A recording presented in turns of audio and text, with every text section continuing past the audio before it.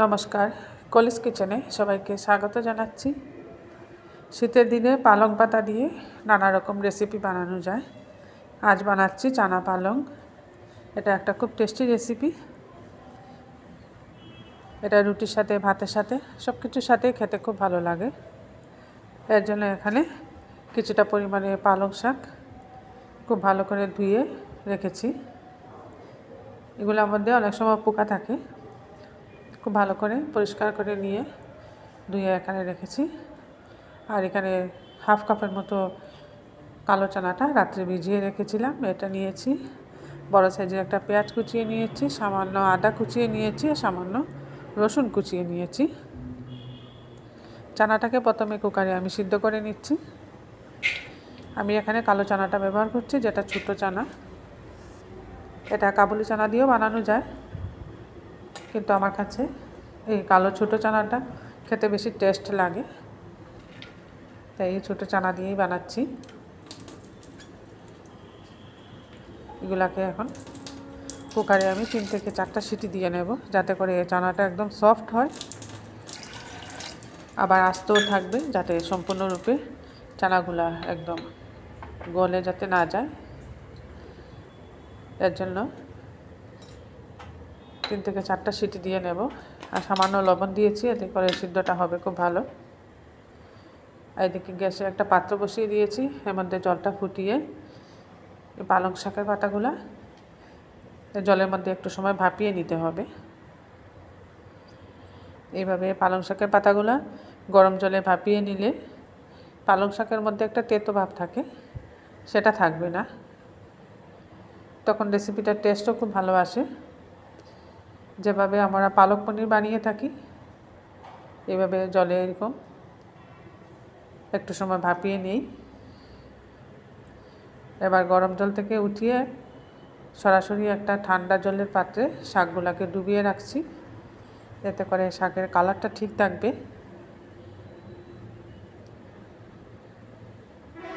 এদিকে কুকারেও সিটি দিয়েছে, চানাগুলো সিদ্ধ হয়ে গেছে। আর পালং শাকটাকে এখন খুব ভালো করে জল থেকে চিপে উঠিয়ে নিচ্ছি।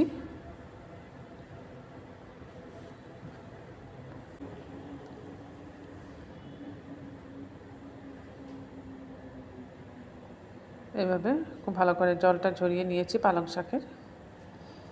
গ্যাস জ্বালিয়ে একটা কড়াই বসিয়ে দিয়েছি, এর মধ্যে দিয়ে দিলাম সরষের তেল। এই রেসিপিটা সরষের তেল দিয়ে বানালে ভালো লাগে খেতে, তাই সরষের তেল দিয়ে বানাচ্ছি। আপনারা ঘি দিয়েও বানাতে পারেন, ঘিটা আমি পরে ব্যবহার করব। ফোড়নে দিয়ে দিচ্ছি এখানে আস্ত জিরে, শুকনো লঙ্কা, দারচিনি, এলাচি আর লং, সামান্য কয়টা গোলমরিচ। এগুলো ফোড়নে দিয়ে ফোড়নটাকে একটু ভালো করে ভেজে নিতে হবে।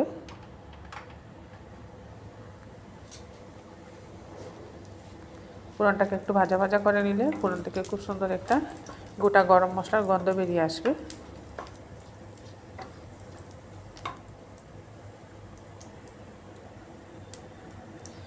এবারে এর মধ্যে কুচিয়ে রাখা পেঁয়াজটা দিয়ে দিচ্ছি। বড় সাইজের একটা পেঁয়াজ কুচিয়ে রেখেছিলাম, কুচনো পেঁয়াজটা দিয়ে দিলাম।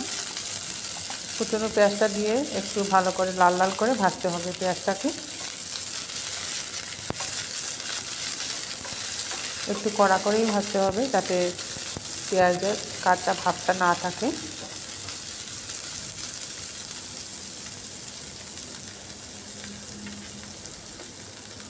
সামান্য লবণ দিয়ে দিচ্ছি, এতে করে পেঁয়াজ ভাজাটা খুব সুন্দর হবে। আর লবণ দেওয়ার দরুন পেঁয়াজটা তাড়াতাড়ি সফট হবে।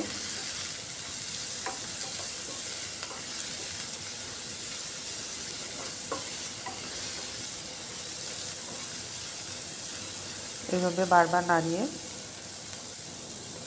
পেঁয়াজটাকে লাল লাল করে ভেজে নিচ্ছি। পেঁয়াজটা ভাজা হয়ে গেছে, এবার সিদ্ধ করে রাখা চানাটা দিয়ে দিচ্ছি এর মধ্যে। চানাটা দিয়েও পেঁয়াজের সাথে একটু হালকা ভেজে নিচ্ছি। আর ওইদিকে পালং শাকটা সিদ্ধ করে রেখেছিলাম, পালং শাকটা মিক্সিতে দিয়ে পেস্ট করে নিয়েছি। এখানে সামান্য হলুদ দিয়ে দিচ্ছি। সামান্য ধনে গুঁড়াও দিচ্ছি, সামান্য জিরে গুঁড়া আর খুব সামান্য লাল লঙ্কার গুঁড়া দিচ্ছি। এই রেসিপিতে বেশি ঝাল হলে ভালো লাগবে না, এর জন্য লাল লঙ্কার গুঁড়াটা আমি কমই দিয়েছি। চানা, পেঁয়াজ আর সব মশলার সাথে একটু ভেজে নিতে হবে। বেশিক্ষণ ভাজবো না, বেশিক্ষণ ভাজলে চানাটা আবার শক্ত হয়ে যাবে। এবার পেস্ট করে রাখা পালং পাতাটা দিয়ে দিচ্ছি। এখানে পালং পাতাটা পেস্ট করেই ব্যবহার করতে হবে। পালং পাতাটা দিয়ে চানাটাকে খুব ভালো করে এখন মিশিয়ে কিছুক্ষণ কষিয়ে নিতে হবে।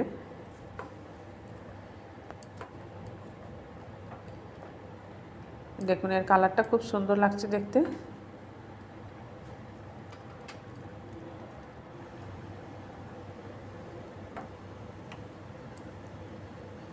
এভাবে নাড়াচাড়া করে কিছুক্ষণ আমি ফুটিয়ে নেব। ফুটিয়ে গ্রেভিটা আর একটু ঘন করতে হবে, তাই একটু সময় ফুটিয়ে নিচ্ছি।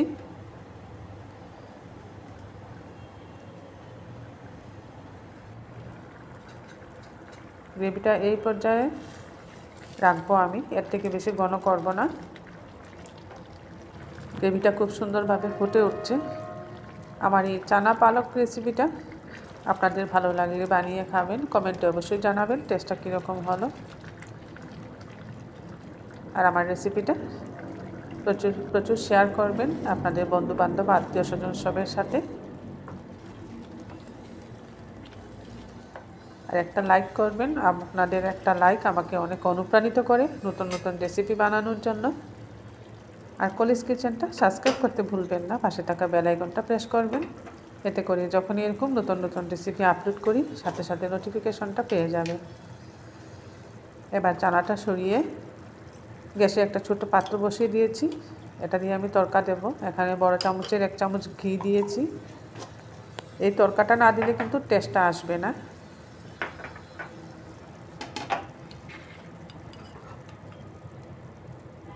ঘিটাকে একটু ভালো করে গরম করে নিচ্ছি। এবার এর মধ্যে কুচিয়ে রাখা আদা দিয়ে দিচ্ছি।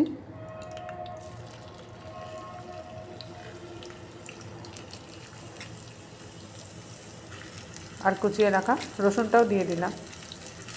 এই আদা রসুনটা ঘিয়ের মধ্যে দিয়ে একটু সময় নাড়াচাড়া করে হালকা ফ্রাই করে নিতে হবে।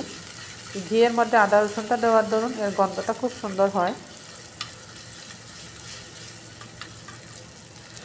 এইভাবে নাড়িয়ে একটু হালকাভাবে ফ্রাই করে নিয়েছি আদা রসুন।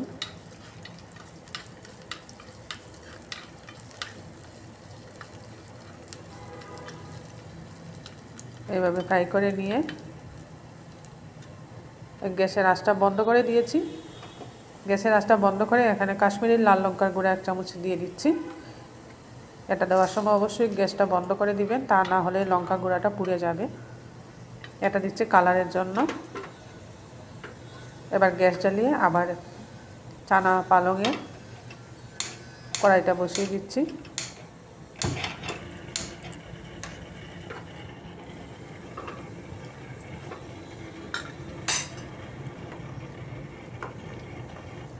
কড়াইটা বসিয়ে একটু সময় গরম করে উপর থেকে ঘিয়ের তড়কাটা দিয়ে দিচ্ছি। দেখুন দেখতেও খুব সুন্দর হয়েছে রেসিপিটা, খেতেও দারুণ হয় এরকম রেসিপি। আপনারা অবশ্যই শীত থাকতে থাকতে একবার বানিয়ে খেয়ে দেখবেন, এর টেস্টটা দুর্দান্ত হয়। দুপুরবেলা ভাতের প্লেটটা আজ চানা পালং দিয়ে সাজিয়ে নিলাম।